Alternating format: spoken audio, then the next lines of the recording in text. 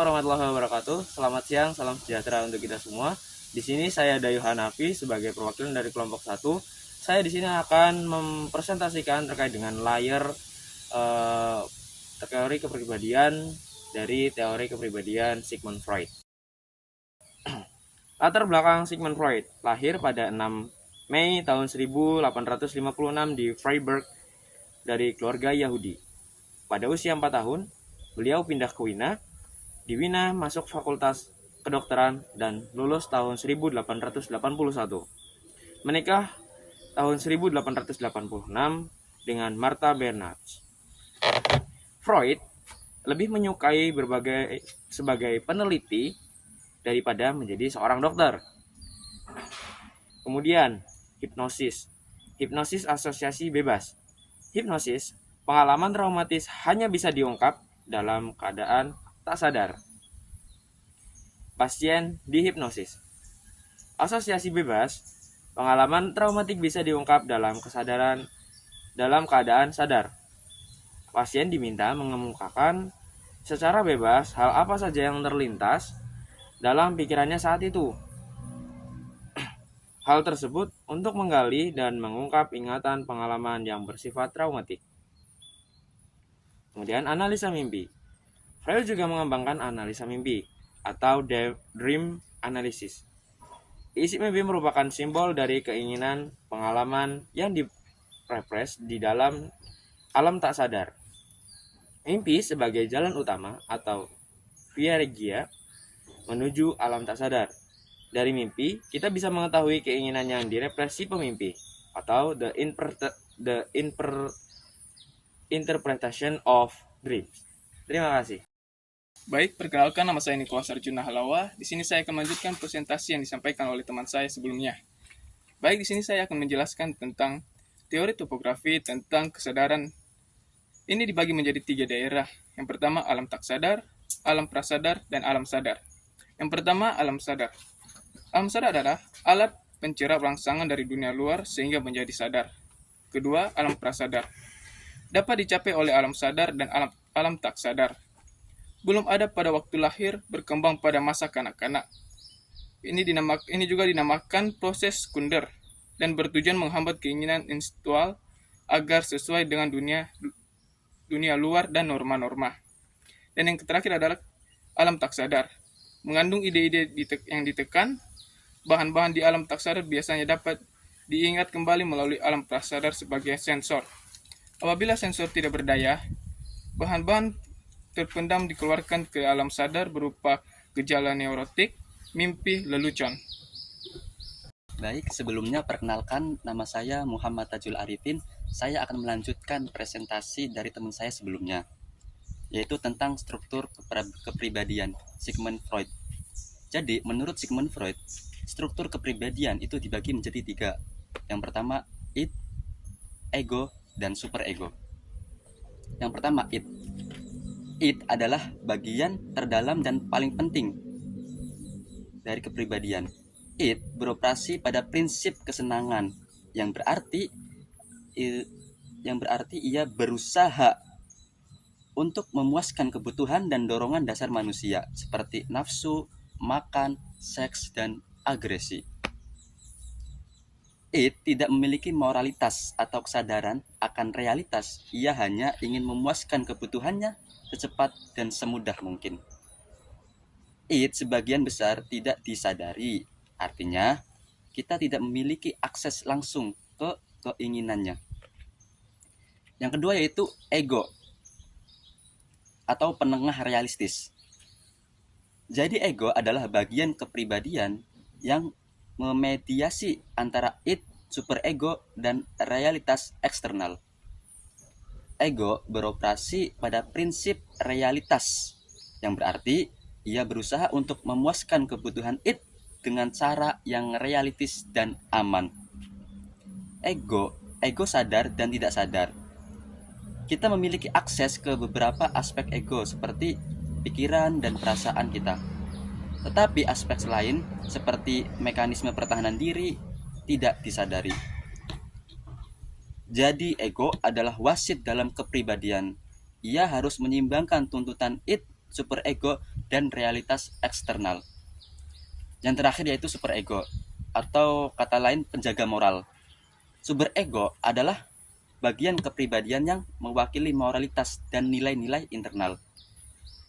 Superego beroperasi pada prinsip idealis, yang berarti ia berusaha untuk membuat kita berperilaku sesuai dengan standar moral dan etika yang kita pelajari dari orang tua dan masyarakat. Saya atas nama Muhammad Rizalul Awal, saya akan melanjutkan presentasi dari teman saya.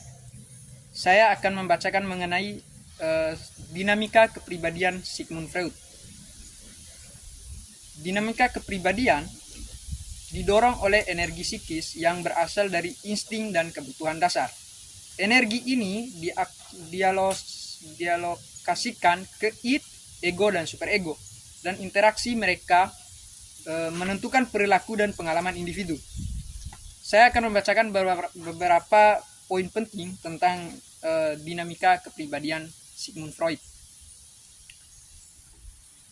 Konflik antara id, ego, dan superego adalah sumber utama dari kecemasan dan masalah psikologis. Mekanisme pertahanan. Ego menggunakan mekanisme pertahanan untuk mengatasi kecemasan dan melindungi diri dari impuls yang mengancam. Contohnya adalah represi, penyangkalan, dan proyeksi.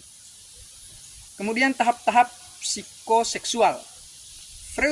Freud percaya bahwa perkembangan kepribadian terjadi melalui 5 tahap psikoseksual, yang dimana individu fokus pada zona erogen yang berada dan yang berbeda dan belajar untuk mengatasi dorongan seksualnya. Kemudian ketidaktahuan.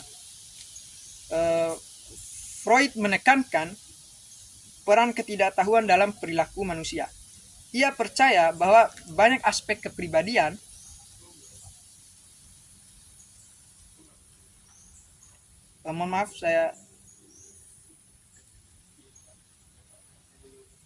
Ia percaya bahwa banyak aspek kepribadian seperti dorongan dan keinginan berbeda dari luar kesadaran kita. Teori Freud tentang dinamika kepribadian telah banyak dikritis dan dimodifikasi, namun tetap menjadi salah satu teori paling berpengaruh dalam psikologi. Teorinya memberikan kerangka kerja untuk memahami bagaimana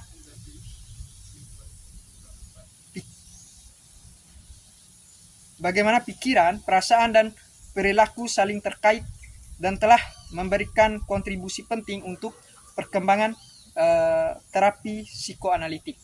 Nah, mungkin itu saja dari saya. Baik, selanjutnya perkenalkan, saya Raihan Muhammad Baihaqi dengan NIM 230810389. Saya di sini akan menjelaskan tentang tahap perkembangan. Tahap-tahap perkembangan yang berkaitan dengan daerah erogen, yaitu ada oral, anal, dan falik.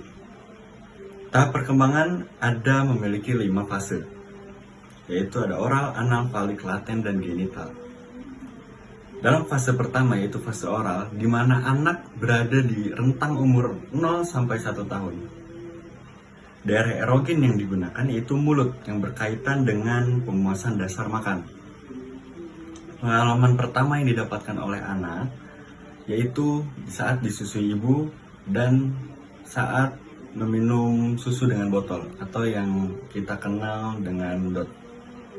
Seperti itu. Ada 2 kondisi penting di sini, yaitu sebelum tumbuh gigi dewasa.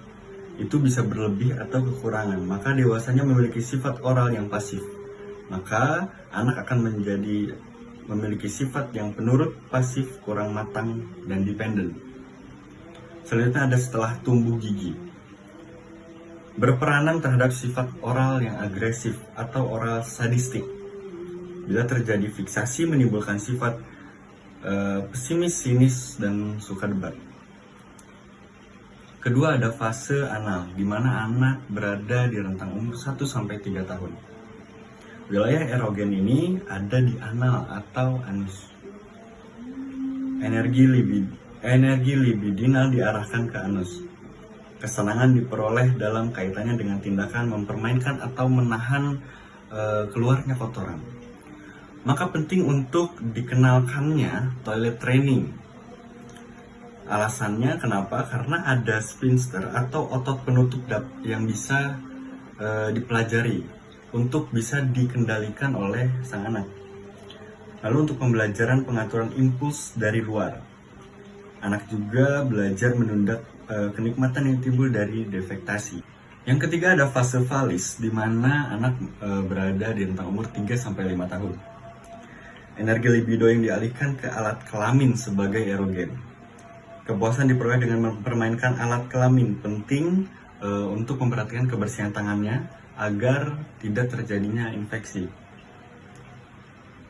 Anak mulai tahu tentang hubungan seks entah karena melihat orang tuanya atau entah karena faktor dari teman-temannya.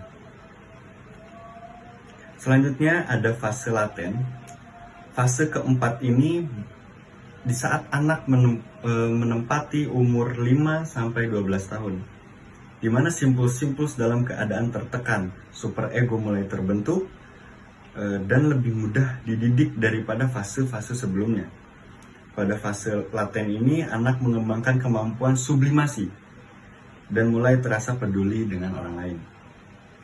Anak menjadi lebih mudah dididik dibandingkan dengan masa sebelum dan sesudahnya atau masa pubertas. Yang kelima, fase terakhir dalam tahap perkembangan, yaitu fase genital. Anak yang sudah berumur lebih dari 12 tahun. Dorongan muncul kembali perhatian terhadap lawan jenis. Perubahan hormon alias pubertas. Mengembangkan relasi seksual yang matang dan bertanggung jawab, mampu memperoleh kepuasan dari percintaan heteroseksual. Bisa menjadi orang dewasa yang altruistik atau sosialisasi yang baik dengan realistik. Mungkin itu yang bisa saya sampaikan. Terima kasih. Assalamualaikum warahmatullahi wabarakatuh.